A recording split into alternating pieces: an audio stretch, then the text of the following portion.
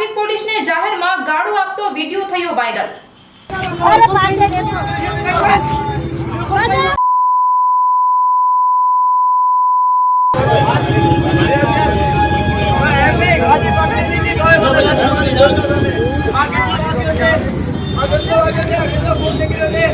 अधिकारी करो सामने कायदेसर करो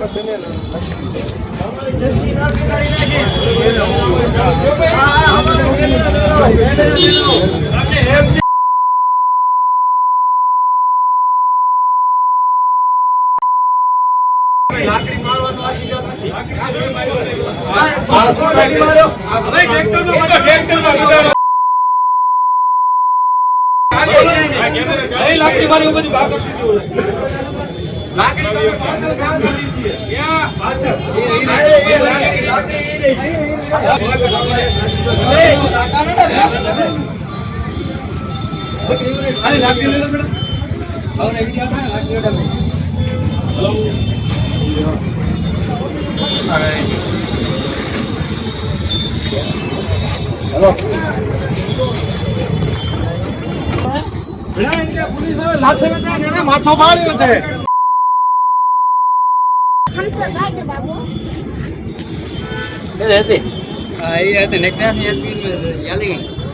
गाड़ी जाले तो लाठी हो जाएगा।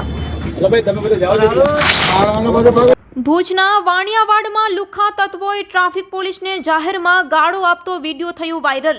ભુજના વાણિયાવાડમાં લુખ્ખા તત્વોને પકડવા માટે ટ્રાફિક પોલીસ ઊભી હતી ત્યારે લુખ્ખા તબીબોને તપાસ માટે ઊભા રાખવા માટે જણાવ્યું હતું, પરંતુ લુખ્ખો ઊભો ના રહેતા ભાગતા ગાડીમાં ભૂટકાણો હતો।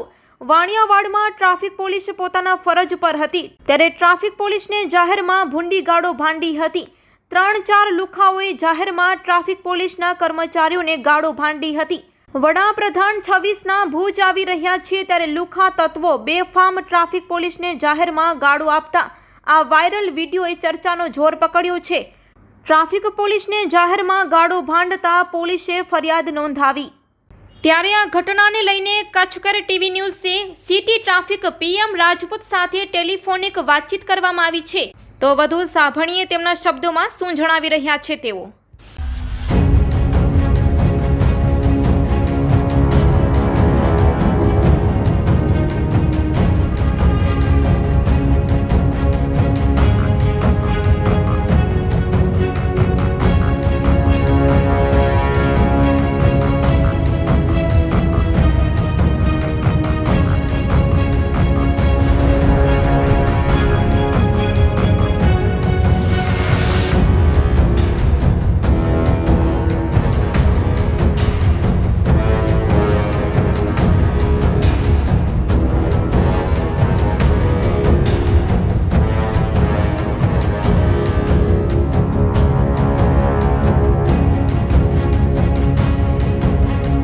રાજપૂત સાહેબ તેજસ બોલું પરમાર કચ્છકેર માંથી।